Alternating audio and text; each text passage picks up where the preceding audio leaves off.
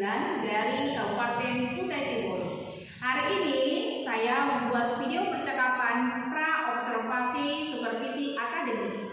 Kali ini saya tidak sendiri, saya ditemani oleh rekan sejawat yaitu Bu Leni. Bu Leni, silakan perkenalkan diri. Terima kasih Bu. Perkenalkan, nama saya Leni Arini SPD, guru mata pelajaran Bahasa Indonesia, mengampu kelas 1, 2, dan 3. Baik, terima kasih Bu Leni. Bu Leni, bagaimana kabarnya hari ini? Alhamdulillah Bu, sehat. Oh, syukur ya Bu ya. Bu, begini, saya ditugasi untuk mensupervisi Bu Leni yang kita lakukan setelah pra-observasi. Jadi ini kita ada percakapan-percakapan gitu ya Bu ya. Baik, Bu, sebelum melakukan supervisi kita melakukan percakapan pra-observasi. Setuju ya Bu ya?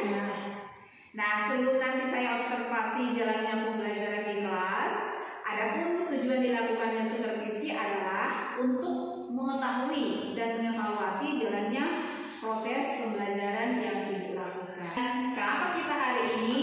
Karena melakukan percakapan pra-observasi sebagai persiapan awal sebelum nanti Ibu melakukan kegiatan pembelajaran agar lebih siap dan lebih percaya diri Bu Leni nanti di kelas sehingga memberikan pembelajaran yang terbaik bagi murid. Begitu ya Bu? Ada beberapa pertanyaan yang saya ingin sampaikan kepada Ibu. Yang pertama yang berkaitan dengan tujuan pembelajaran yang ingin Ibu capai apa di kelas. Bu, saya mau menanyakan tujuan pembelajarannya hari ini apa ya Bu ya? Baiklah, tujuan pembelajaran kita pada materi berikutnya yaitu yang pertama pengertian teks deskripsi, kedua tujuan teks deskripsi, yang ketiga ciri-ciri teks deskripsi, dan yang terakhir struktur teks deskripsi. Baik, berarti anak-anak itu harus pahamnya apa sebenarnya pengertian daripada teks deskripsi itu. Ya, baik Bu, bagaimana area pengembangan yang ingin Ibu capai nantinya setelah kita observasi ini? Baiklah, untuk area pengembangan saya akan melakukan yaitu kedua hal, pengetahuan dan keterampilan. Pertama di pengetahuan tentang pengetahuan siswa. Yang kedua keterampilan. Di area keterampilan siswa akan dibagikan lembar kerja. Mereka akan menulis pengertian teks deskripsi, struktur teks deskripsi, tujuan teks deskripsi, dan ciri-ciri teks deskripsi. Setelah mereka mengerjakan lembar kerja yang diberikan, masing-masing kelompok akan membacakan hasil kelompok mereka di depan kelas dan akan didengarkan bersama-sama. Terima kasih. Baik, terima kasih ya Bu ya.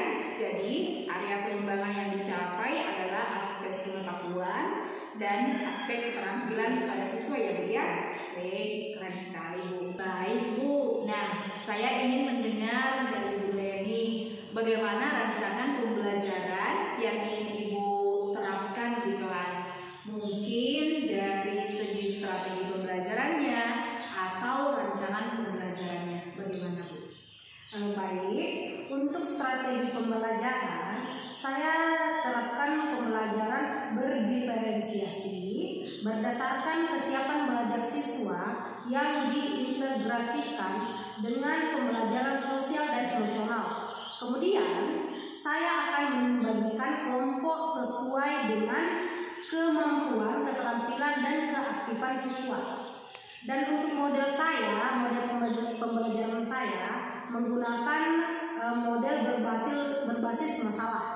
Untuk metodenya saya menggunakan diskusi berbasis kelompok, tanya jawab, dan penugasan seperti itu. Baik, luar biasa sekali ya Bu ya untuk pembelajaran nantinya setelah Baik Bu, jadi rencana yang akan Ibu terapkan di kelas menggunakan pembelajaran berdiferensiasi yang diintegrasikan dengan pembelajaran sosial, emosional, menggunakan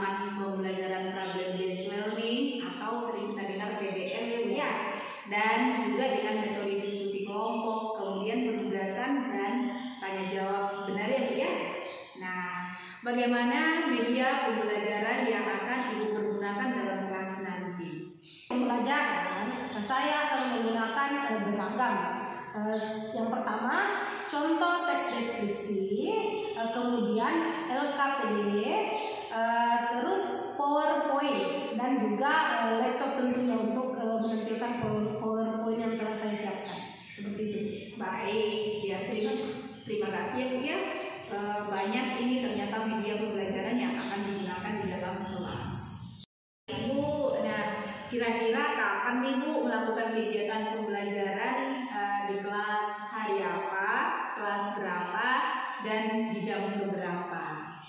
Kebetulan hari ini itu ada jam saya Bu.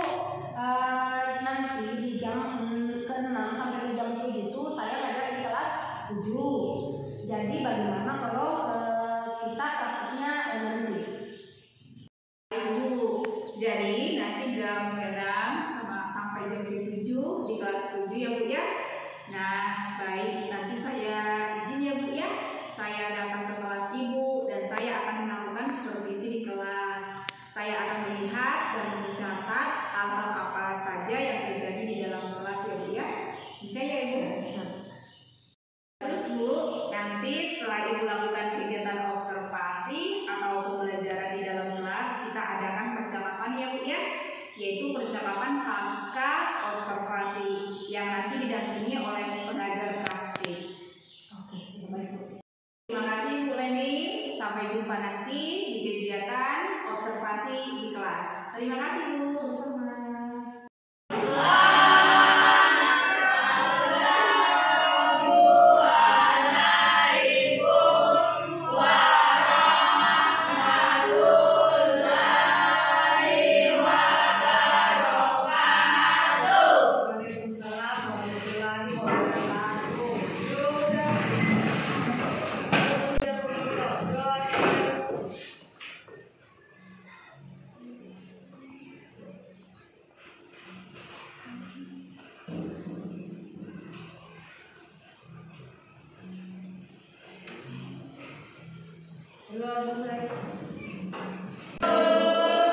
Baiklah, sekarang kita akan belajar pelajaran bahasa Indonesia.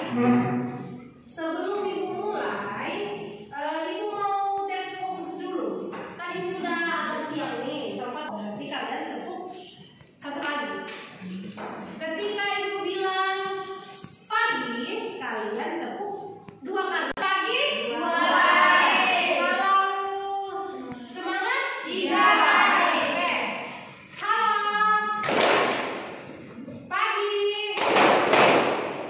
Semangat. Ada yang tidak fokus. Ulang. Semangat. Halo. Pagi. Pagi. Pagi. Semangat. Oke,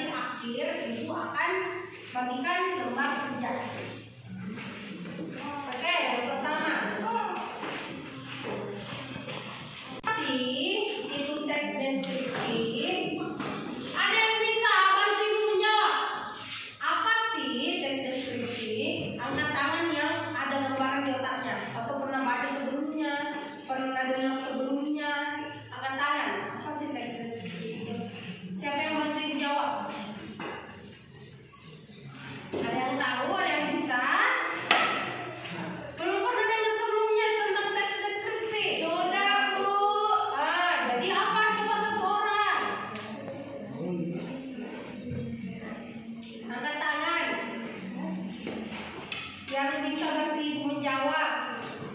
Molly bisa? Coba Molly, dicoba aja. Oke, silakan.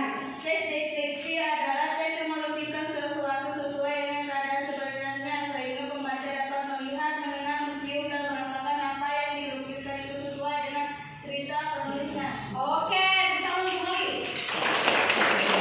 Deskripsi menurut KBBI yang dimaksud dengan deskripsi adalah pemaparan atau penggambaran dengan kata-kata secara jelas dan terperinci. Seperti tadi yang dipaparkan temannya ya, kata kuncinya itu terperinci, kata-kata secara jelas dan terperinci.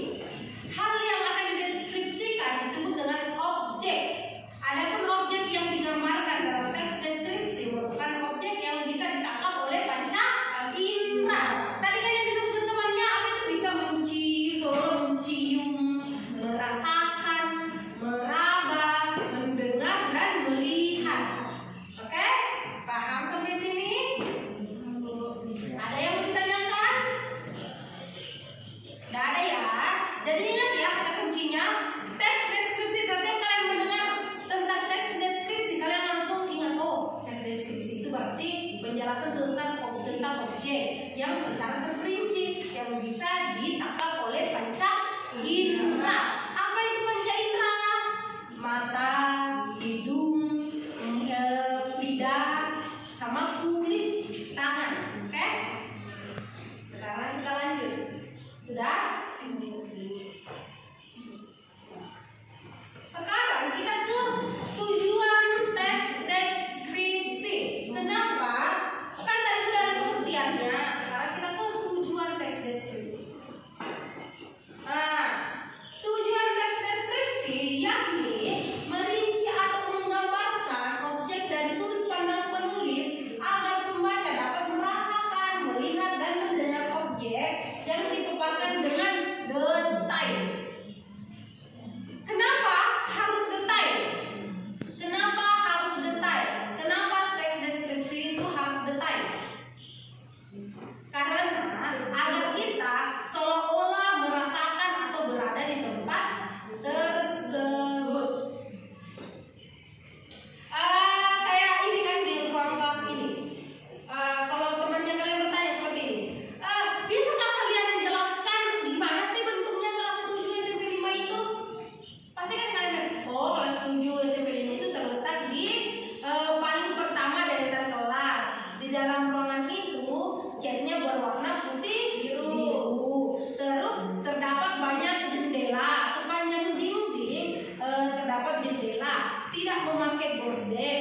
Di depan kelas ada papan tulis, ada meja guru, ada lemari buku.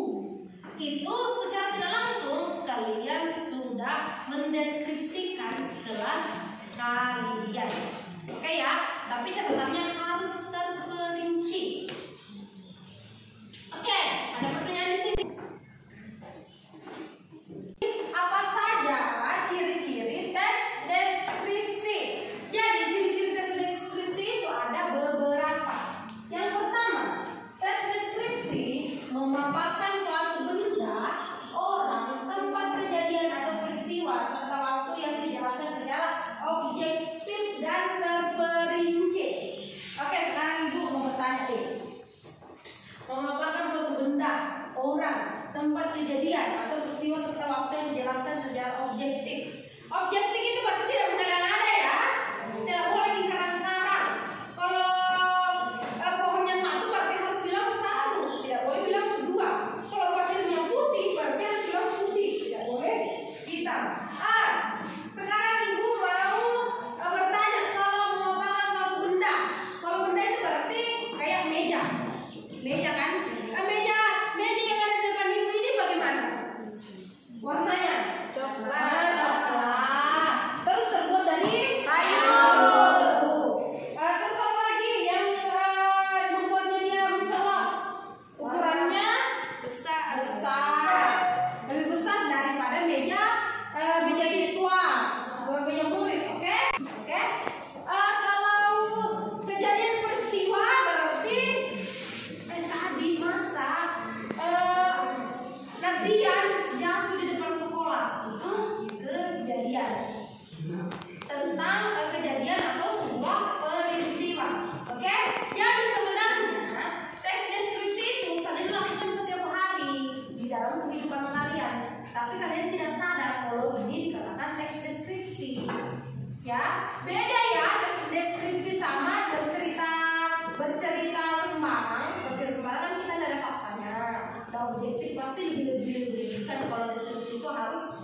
sesuai dengan yang kenyataannya yang benar-benar terjadi. Oke, selanjutnya, tes deskripsi selalu membuat pembaca terkesan dengan tiap paparan informasi yang diberikan dan melibatkan panca indera seperti melihat, mendengar maupun merasakan. Jadi tes deskripsi itu harus kalian buat seindah mungkin cara penjelasannya sehingga pembaca terpukau dengan tes deskripsi kalian. Seperti misalnya ibu suruh kalian membuat tes deskripsi tentang Pantai Palong. Siapa yang pernah ke Pantai Palong? Semuanya kan? Pernah kan? Jadi ketika kalian menceritakan tentang Pantai Palong, pasti kalian Pantai Palong itu terletak di desa Tanjung Manis. Di Pantai Palong kita bisa mendapati pasir putih yang bersih dan air laut yang jernih. Saking jernihnya air laut Pantai Palong, kita bisa melihat ikan-ikan berenang di dalam air. Pasti kalian bayangkan kan, wah Pantai Palong berarti keren sekali, ini cantik sekali, sehingga kalian penasaran mau ke Pantai Palong. Kayak gitu. Jadi gunanya tes deskripsi itu untuk membuat pembaca terkesan dengan tiap putaran informasi. Di Pantai Palong itu selain kita bisa melihat kejernihan air dan ikan-ikan berenang, kita juga bisa bersuah foto. Karena di saat matahari terbenam, semua air laut berubah menjadi warna jingga dan burung-burung sambil berterbangan. Jadi kayak indah sekali Pantai Palong ini. Itu gunanya tes deskripsi. Oke, kita lanjut ke tujuan selanjutnya. Tes deskripsi dapat membuat pembacanya berimajinasi seolah membaca berada langsung di tempat tersebut. Kayak tadi kan ibu cerita tentang Pantai Palong. Pasti ibu bilang Pantai Palong berisi hamparan pasir putih yang bersih dengan air laut yang jernih sehingga ikan-ikan bisa berenang di dalamnya. Pasti pikiran kalian terbayang kan? Pasti Pantai Palong itu sangat indah, sangat cantik. Pasti penasaran mau ke sana. Gunanya tes deskripsi. Selanjutnya, tes deskripsi lebih banyak menggunakan kata sifat. Apa itu kata sifat? Cantik, baik, indah. Itu semua kata sifat. Oke, sudah. Ada pertanyaan di ciri-ciri tes deskripsi? Tidak ada. Oke, lanjut. Sekarang di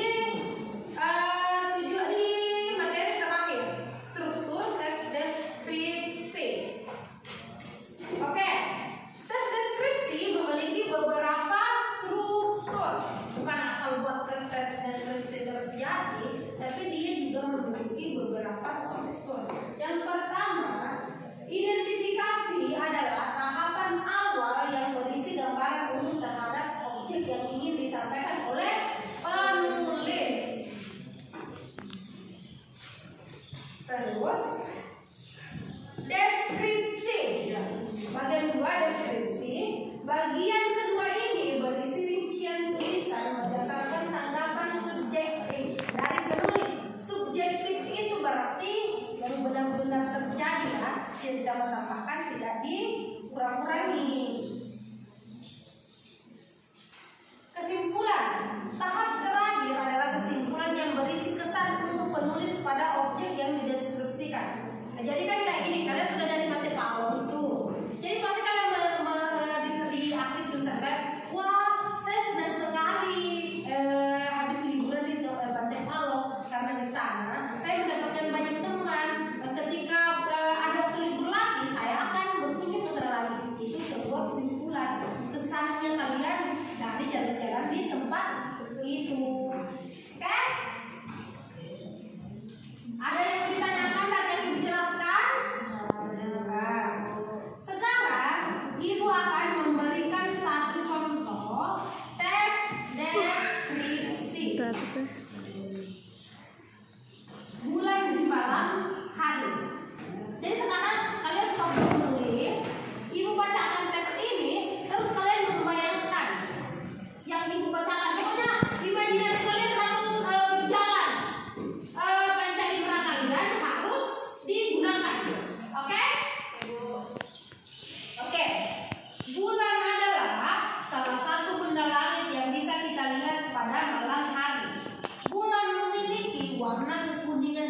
terkadang bentuknya berubah-ubah sesuai peredarannya. Menurut penelitian, satelit yang menemani bumi ini semakin tahun akan semakin jauh jaraknya dari bumi. Itulah kenapa bulan terlihat semakin kecil di setiap tahunnya.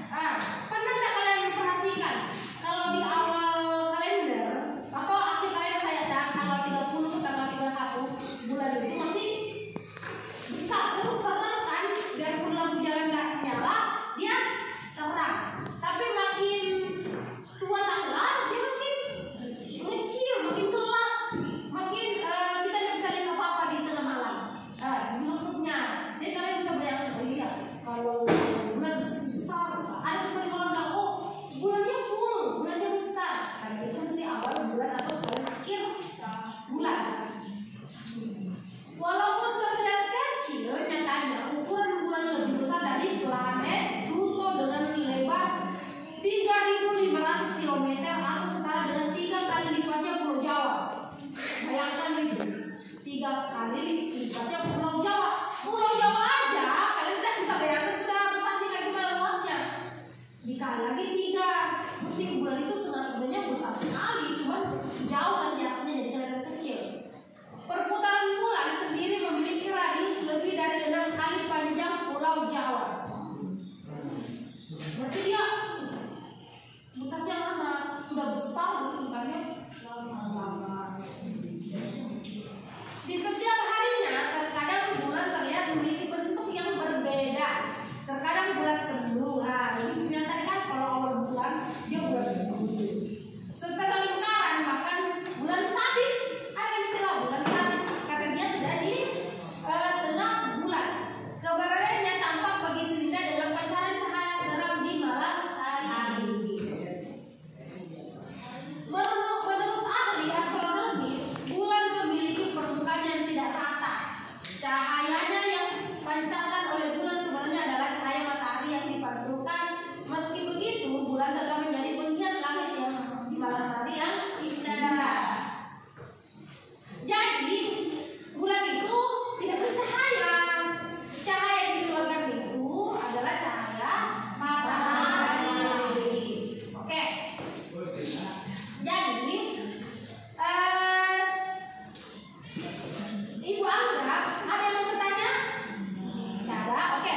Kalau tidak ada yang mau bertanya, Ibu anggap semua yang di sini, anak-anaknya Ibu paham apa yang Ibu maksud dari struktur, tujuan, ciri-ciri, sama apa lagi tadi?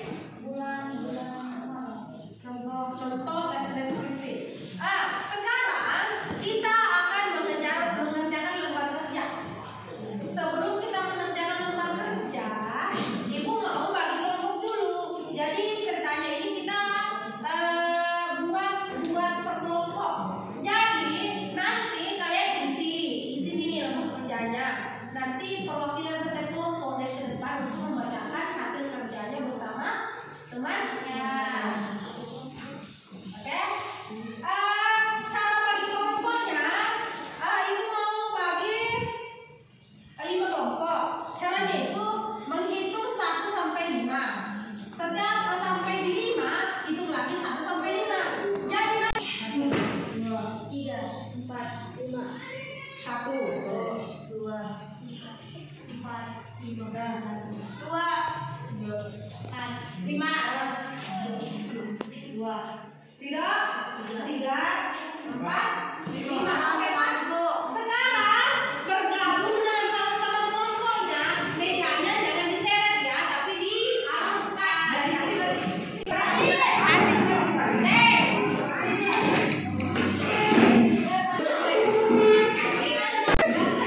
silakan kelompoknya.